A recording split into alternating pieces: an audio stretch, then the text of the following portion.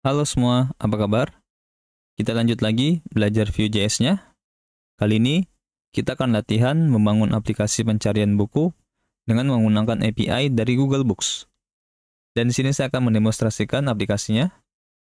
Yang pertama, ketika tidak ada data bukunya, saya menampilkan ilustrasi di bawah input answers-nya. Dan untuk pencarian bukunya, kita bisa mengetikkan nama bukunya ataupun nama autornya. Contohnya, saya ingin mencari buku tentang HTML. Saya ketikkan HTML, kemudian saya tekan enter, maka tampil loading animasi, dan setelah itu menampilkan data bukunya. Di sini terdapat total jumlah bukunya, dan di bawahnya di sini terdapat informasi bukunya, yang mana dari judulnya, kemudian autornya, publishernya, dan tanggal publisnya. Dan kalau kita ingin mengetahui informasi lebih lanjut tentang bukunya, kita bisa mengklik tombol More Info. Ketika saya klik, maka akan diarahkan ke toko bukunya. Dan ketika inputannya kosong, saya hapus inputannya, maka aplikasinya tidak akan get datanya. Dan yang terakhir, tidak kalah penting, di sini saya membuat tampilannya responsif. Saya inspect, kemudian kita lihat ya. Untuk tampilan desktopnya seperti ini, dan untuk tampilan tabletnya jadi seperti ini. Dan ketika tampilan mobile, maka tampil satu card. Oke, cukup tentang demonya. Kita akan mulai membangunnya. Di sini saya sudah setup Vue.js-nya. Untuk cara setupnya sama saja seperti video sebelumnya. Kemudian untuk stylingnya, saya akan menggunakan Tailwind CSS. Ngomong-ngomong, di channel ini sudah membahas tentang Tailwind CSS. Kalau teman-teman ingin mempelajarinya, silakan klik link di pojok kanan atas. Untuk itu, kita ke dokumentasi Tailwind. Silakan klik tombol Get Started.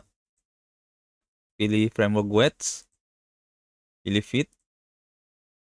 Pilih Using Vue. Silakan copy. Klik icon ini. Kembali ke text editor. Setelah itu silakan buka terminalnya, tekan Ctrl backtick, kemudian paste, enter, tinggal ditunggu saja penginstalan Tailwind-nya. Oke, telah selesai.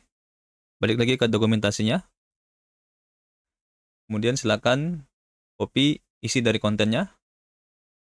Balik lagi ke Tailwind config. Di kontennya, saya paste.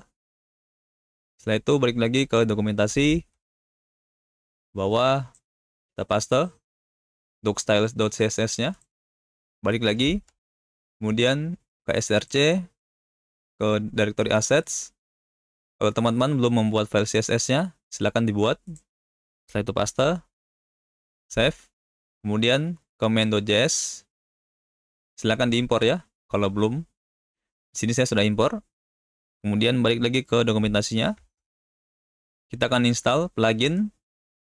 Silakan ke bawah, pilih forms. Kemudian copy ke text editor.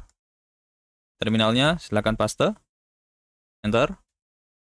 Kemudian silakan ke Tailwind config. Di plugins, silakan teman-teman ketikkan require, yaitu add Tailwind CSS/forms. Kemudian save, kita close saja, tekan Ctrl W. Untuk main.js-nya kita close, dan juga main CSS-nya kita close.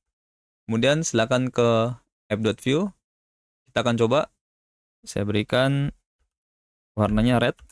Ke terminal, ketikkan npm run dev, kemudian klik open in browser. Oke, Tailwind CSS-nya berhasil diintegrasikan dengan Vue. Balik lagi ke text editor. Pertama kita akan membuat komponen navbar-nya. Jadi di directory components, kita buat file yang bernama navbar.vue. Sini kita berikan template. Kita buat nav h1. Di sini saya berikan untuk logonya find book. Untuk navnya kita berikan kelas, headingnya 4, height-nya 14, border bottom, dan kita berikan backgroundnya white 80.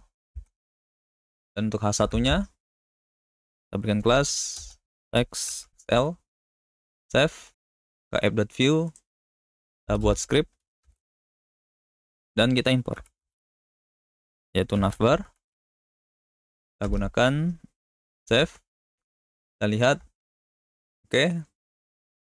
Kemudian kita akan membuat untuk inputan search-nya, text editor.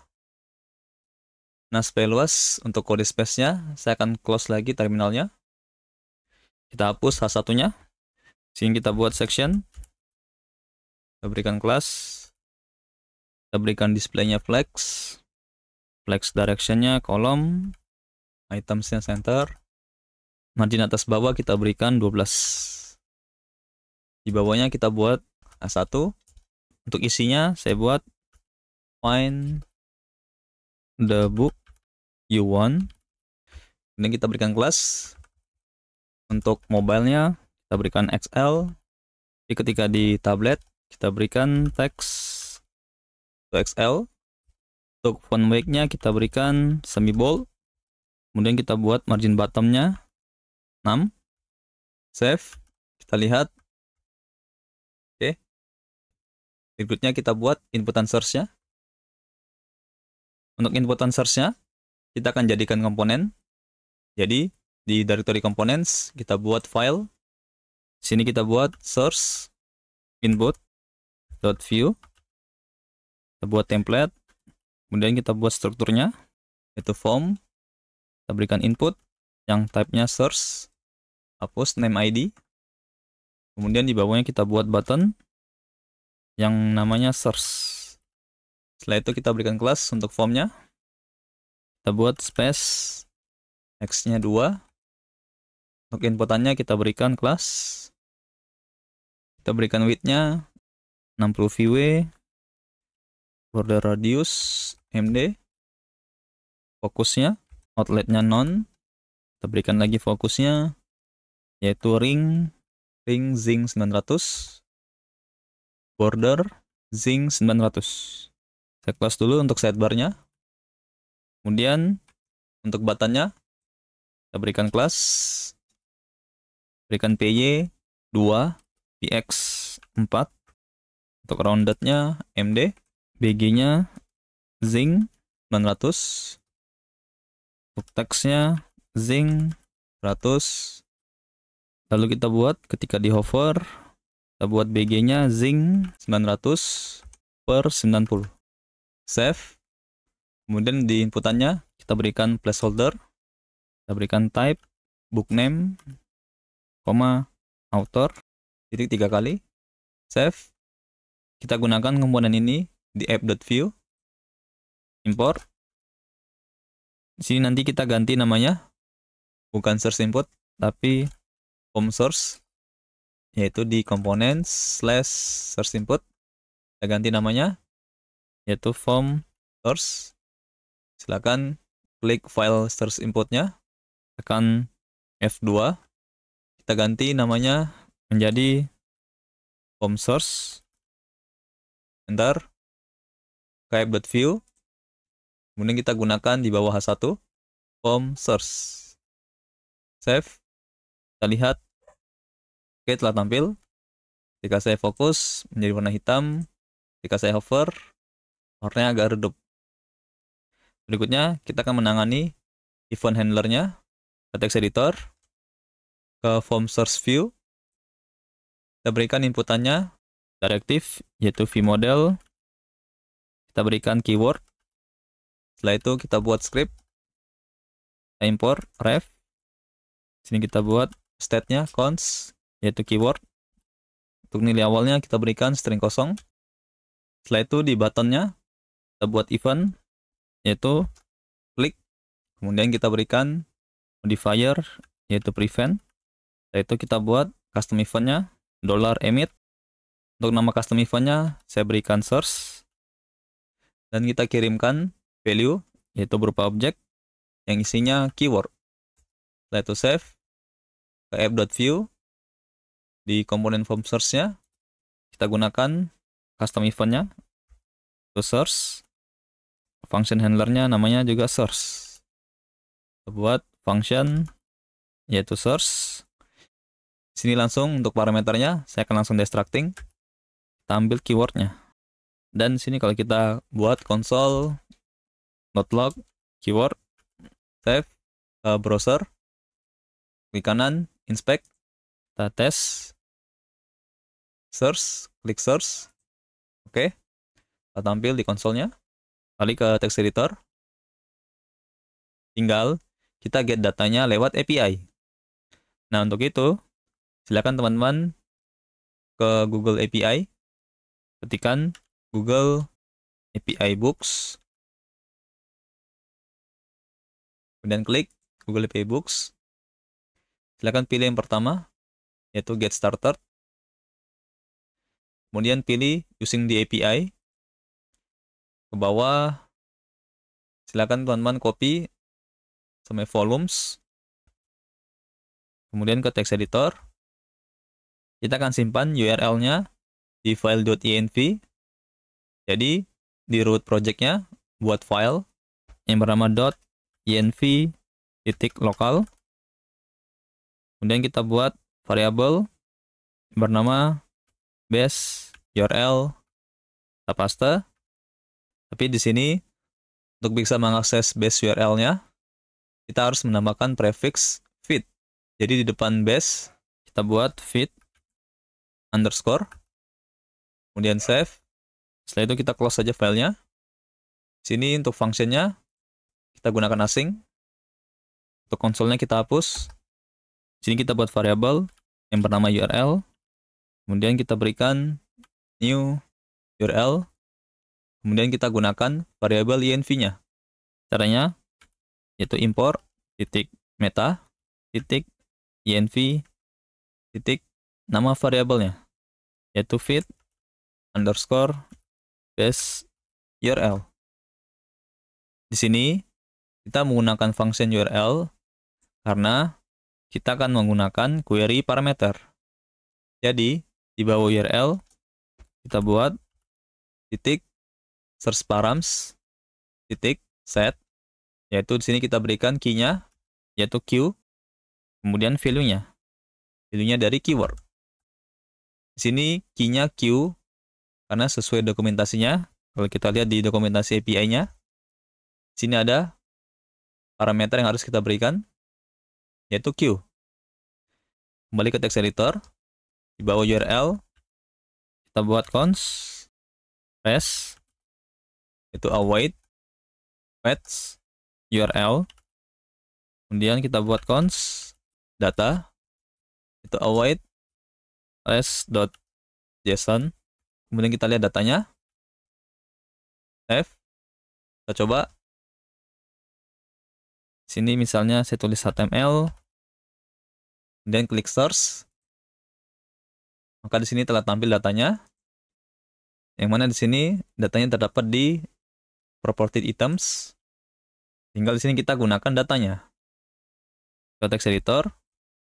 Kita buat stat ref. Di bawahnya kita buat cons. Untuk nama statnya yaitu books. Nilai awalnya saya berikan 0. Dan di dalam function source kita isi state-nya. Kita hapus konsol. Kita buat books value itu sama dengan di sini saya berikan objek. Yang pertama saya buat items data items, dan yang kedua yaitu total itemsnya yang value-nya dari data total items. Setelah itu save, tinggal kita tampilkan datanya. Untuk itu di bawah text section kita buat lagi text section. Kita berikan kelas width-nya 90 VW, MD width-nya 80 VW, kemudian MX auto, MB-nya 8. Kemudian untuk isi pertamanya, kita akan menampilkan jumlah total bukunya.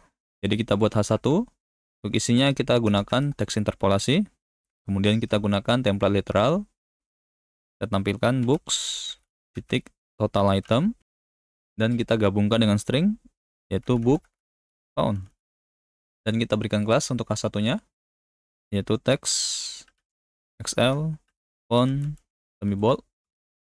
Nah, untuk total jumlah bukunya, kita hanya tampilkan ketika statebooks-nya ada. Jadi kita gunakan direktif vif, kita berikan statebooks. Kemudian di bawah H1, kita akan menampilkan ilustrasinya kalau tidak ada statebooks-nya. Jadi kita buat div yang isinya img, kemudian di bawah img kita berikan paragraf. Untuk isi paragrafnya kita buat whiting for source, dan untuk isi atribut src, silakan teman-teman copy ilustrasinya dari source code-nya, linknya di deskripsi. Setelah selesai, silakan copy dan paste di directory assets. Kemudian di src-nya buat /assets/ nama ilustrasinya, yaitu whiting source .svg, dan kita berikan kelas untuk div-nya, display-nya flex direction-nya column, dan kita berikan items center. Kemudian untuk img-nya kita berikan kelas width-nya 36, height-nya 36, MB 4. Kemudian kita hanya menampilkan ilustrasi ini kalau tidak ada statebooks-nya. Jadi di div-nya kita gunakan direktif yang bernama v-else. Nah, dengan menggunakan v-else ini akan mereferensi ke v-if yang ada di atasnya. Jadi syarat menggunakan v-else harus sejajar dengan direktif v-if. Save. Kalau kita lihat di browser, maka tampil ilustrasinya. Tapi kalau kita search, misalnya HTML, kemudian kita klik search, maka tampil jumlah total bukunya. Kembali ke text editor, di bawah div, kita buat lagi div, kita berikan kelas, yaitu display-nya grid calls 1, di klg, grid calls 2, kemudian gap 4, dan juga untuk tag div ini, kita hanya tampilkan ketika ada statebooks-nya. Selanjutnya untuk isinya, kita akan membuat card. Jadi kita buat komponen card di directory components, buat file yang bernama card, kita buat template, kita buat div, buat kelas, yaitu display-nya flex, kemudian flex call ketika md, flex row, rounded md, gapnya 4, dan kita berikan border. Nah, untuk isinya, kita akan membuatnya dynamic content yang spesifik. Jadi, kita akan menggunakan 2 slot. Yang pertama, kemudian kita berikan name-nya. Contohnya, saya berikan header. Dan kemudian yang kedua, saya akan buat div. Saya berikan kelas p-nya 4, kemudian space 2. Setelah itu saya buat lagi slot yang namanya content. Jadi nanti ketika kita menggunakan komponen card ini, kita akan menampilkan spesifik untuk slot header dan juga slot untuk content. Save, ke app.view, ke atas kita impor komponen card-nya. Di components, kemudian card.view, ke bawah kita buat card. Kemudian kita akan menggunakan direktif v-for untuk menampilkan datanya. Jadi kita buat v-for. Di sini saya langsung destructing datanya. Statebooks items, dan kita berikan key. Kita bind key-nya. Kita berikan ID. ID ini dari sini ya. ID.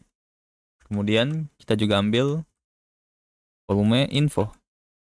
Setelah itu kita akan menampilkan UI-nya di slot header.